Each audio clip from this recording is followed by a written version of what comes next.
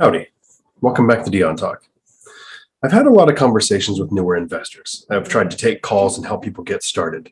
And I wish I had the bandwidth and the time to have a call like that with each and every one of you. I don't. I still work a full-time job that I love. I self-manage 16 rental units. And on some level, I still try to have a life. My goal in this video is to share one of those conversations with you like we were having it, like we were sitting on the phone together. Because when I do this, I have some questions that I usually start with that tell me where the person is in their investing life, and that lets me know what information to focus on. And then I have some concepts that I make sure I cover every time I'm talking to a newer investor, things that I think that would really help somebody when they're starting out. I may also link some videos that I recommend to somebody when they're just starting out and they haven't seen my channel yet. And if you're a new investor or new to my channel and you have questions, please feel free to leave them in the comments below. I answer everyone that comes in. And if you don't want to do that, Tuesday afternoons, 4 p.m. Pacific Standard Time, I'm doing live sessions where I come on, and for as long as the questions last, I answer every question that comes in. My goal is to teach the average investor that you can reach financial freedom in 10 years or less, even if you're not starting from the best position. Okay, here's how a conversation goes when I'm starting with a new investor. These are basically the questions that I start almost every conversation with so that I have some starting points, because if you've ever worked in sales before, you know that you don't give information until you know what the customer needs to hear. Well, this conversation is very similar. I don't want to give out investing advice that doesn't relate to how this person wants to invest. My first couple of questions are usually, where do you live and where do you want to invest? This lets me know if they're in a high cost of living area, if they're in a low cost of living area, if they want to invest where they're at or out of state, because self-managing options are very different if you're investing at a distance. After I've asked these questions, I ask, do you know what you want to invest in? My goal is to find out if they're going to focus on real estate, stocks, or starting and growing a business. I can help with 2 out of 3. I'm not much into stocks, so if they do say they want to invest in stocks, I quickly point out, I'm going to help you. We're still going to finish this call, but I'm not your guy. I don't have stocks. I don't invest in stocks. I don't believe in retirement accounts. For me, they would actually be a negative. I would still have to work if I had money locked away in a retirement account. And someday I am going to make a video on stocks versus real estate and why I chose the one I did. But not today. But not today. If they want to start and grow a business, I've grown a business. I run a CDL school that when I first started working there, we had 6 staff in 1 location. I've grown it to 60 staff, and we just opened our 5th location. I'm now the company president and part owner of the company. So I know how a business grows. If they talk about real estate, I follow up with these questions. Where do you want to invest? I need to find out what their footprint is, what area they're going to be searching in. I really need to quickly figure out if they have a strategy yet. Are they going to focus on the strategy of wholesaling, flipping, the BRRRR method, buy and hold, local, at a distance, short-term rental, long-term rental, properties with residents, storage facilities? Are they going to do 4 or less residential or 5 or more commercial? Because your systems are very different based on which strategy that you've picked. So, watching this now, think, have you picked a strategy yet? If you haven't picked out a strategy, it's really hard to know what tactics to focus on. I love the quote from the book, The Art of War by Sun Tzu. A lot of quotes from it, but this is one I take to heart. Strategy without tactics is the slowest path to victory, and tactics without strategy is the noise before defeat. The next question is, do you have rentals now or have you not started yet? And if you're growing a business, what have you done to start the business so far? Once I figure out what the person wants to invest in, and if they've chosen a strategy, I switch right to finding out what their end goals are. It's a lot easier to figure out your first or next steps if you know where you want to end up. The reason I want to figure out what somebody's end goals is because it also tells me if they're investing in real estate, if they want to create a job, or if they're looking for passive income. Because something that confuses a few people when I'm talking is, I am not an entrepreneur. I am an investor. People usually say they want to be an entrepreneur because they don't want a boss. Well, if you're an entrepreneur, all of your customers are your boss. And sometimes people will say, I don't want to work a job for 40 hours a week. I want to be an entrepreneur instead. Well, that means you're going to work 80 to 90 hours a week. So that's not my goal. I already work a full-time job that I like. My goal was to grow a side hustle in real estate, which I did. It takes me less than 2 hours a month to self-manage 16 rental units, and the passive cash flow is over 6 figures. So that was my goal, and I got there. And now my goal is to bring as many of you along on a path like that I can. When it comes to investing in real estate, there really is a big difference between investing and being an entrepreneur. An entrepreneur does things like flipping and wholesaling because it's episodical. It's like a job. If you stop working, the money stops coming in. You are not investing. You are creating a job for yourself. If somebody is doing the BRRRR method or buy and hold, even if they're doing short-term rental or long-term rental, either way, they're creating, the IRS calls it passive income, but it's not really passive. You still are involved. Even if you have a property manager, it does take some time because you are either managing your tenants or you are managing your property manager. Sometimes people say they don't want to get into real estate because it's not truly passive. And you're right, it's not truly passive. I spend about 2 hours a month to make 6 figures a year. That is a lot easier than working 55 hours a week to maintain a job that didn't even pay that much. So the question of figuring out the person's end goals is important to me because if they want to grow a business, we need to figure out their exit strategy. Are they going to grow the business big enough for somebody else to run because that's creating passive income?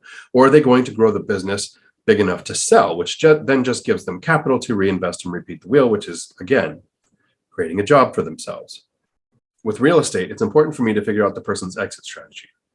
And there are several different ones. You can buy properties, have them for a few years, and as appreciation and principal pay down happens, people can sell the properties to 1031 into larger and larger deals. Sometimes people like me will buy a property with the plan of keeping it until we die so that our kids inherit it. Till death do us part.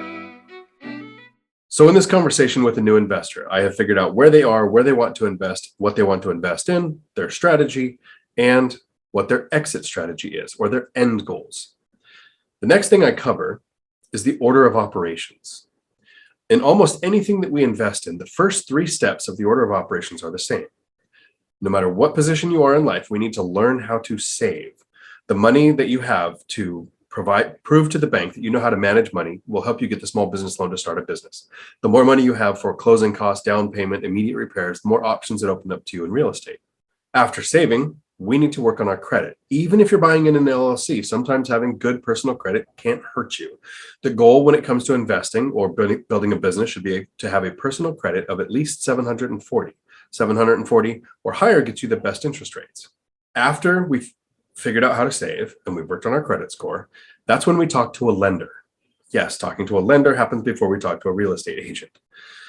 And it's really important for people to understand that your lender and your real estate agent, get ready to take a note, are not mentors.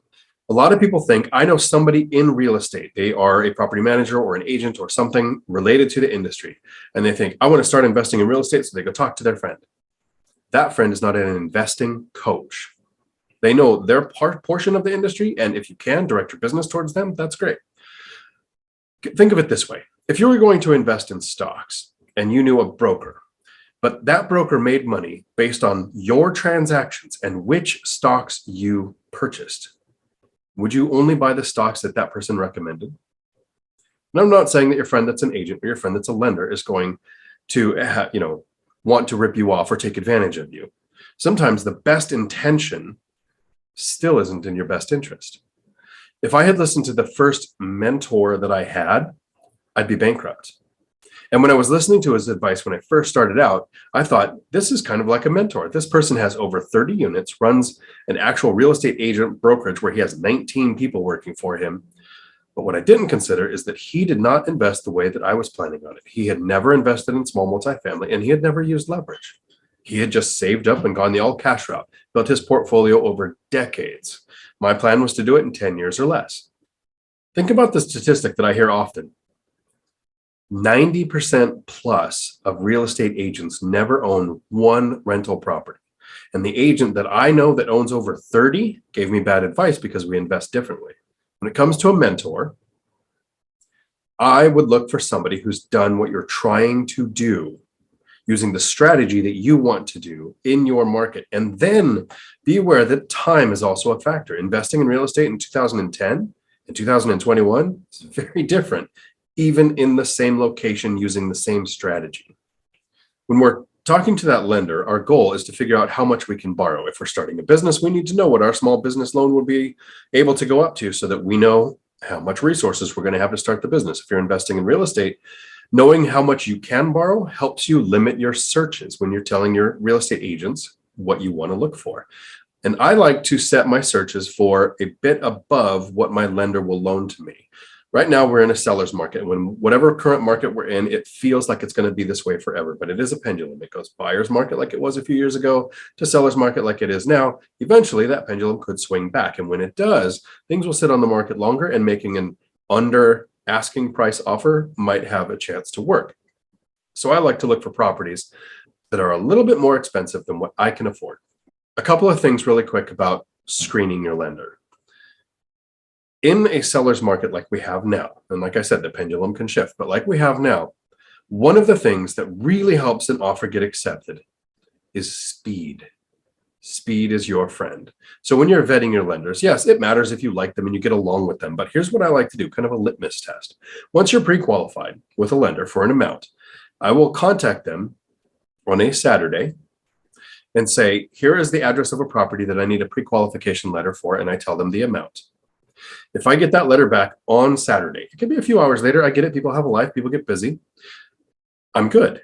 But if I don't get that letter until Monday, meaning this lender works business hours Monday through Friday, that is the last interaction I ever have with that lender. Lenders signed up for the job, and they know it is 24/7. So if they're going to work with me, it's going to be 24/7. And a little bit of advice when you go to talk to an agent, if you're investing in real estate, even if you are an agent, like a friend of mine who I was talking to today, I said, you are an agent. You have access to the MLS. If I was an agent and I had access to the MLS, I would still have at least 3 agents with auto searches set up because people search the MLS differently. I have an email that is literally copy and paste exactly what my search criteria is that I send to my real estate agents with the footprint, the price, the type of properties, all of the details that I'm looking for that I have them set up their auto searches with. And in over 10 years, those agents, and they've changed people a couple of times, but those 3 agents that I work with in 10 years have only sent me the same deal one time within 24 hours. Searching on the MLS is nuanced, and I would have multiple people searching on there for me. And the last little tip when it comes to lending is if you are pre-qualified for a certain amount and you're looking to buy a property that costs less than that, I do not send the letter of pre-qualification with my offer at the amount that I can borrow. I send it for the amount of the property. A really quick example is if you can borrow up to $500,000, you're pre-approved for that, but you find a duplex that costs $400,000, make sure your letter of pre-qualification, which you get from the lender in a short period of time, because speed is your friend, is at $400,000. You don't want to make the seller think that they have negotiating power because you can borrow more than what you have offered. After I've gone through my questions and we've covered the information that comes out from those questions, because again, if you've ever worked in sales, you know that you don't say anything until you know what the customer needs to hear. I don't know what a new investor needs to hear until I've asked those questions so that I know that I'm giving them information that relates to what they're trying to do. Then I make sure to explain to the person why I asked some of those questions. I make sure they understand that I needed to know their end goals because figuring out where you want to end up tells you which path gets you there, lets you know which strategy to choose. And once you have a strategy, it lets you know which tactics to develop as skills. I make sure they understand the difference of creating a job for themselves or creating passive income and make sure that they know which path they're on. I usually send them this video so that I can make sure that they know and understand what stage they're on. There are different stages. The first stage can be, do you have a lot of bad debt you need to take care of before you start investing? If that's the case, I send them this video. Or if you have a big savings and your credit score is fixed and you've already talked to a lender and you've talked to your agent, that it is time to take action and that you are at the action taking stage. After this, in each conversation, the advice becomes very situationally specific. And I make sure that I'm working with that person. This way, I know I'm focusing on the topics that actually matter and are going to make a difference. What I'm going to ask you to do now is not for me. This is for you. In the comments below, please put 2 things. What are your end goals? And what strategy are you going to use to get there? Even thinking of the answer of those 2 questions is going to help you focus. Until my next video, thanks for coming to my Dion Talk. We're sorry, the number you have dialed is not in service at this time.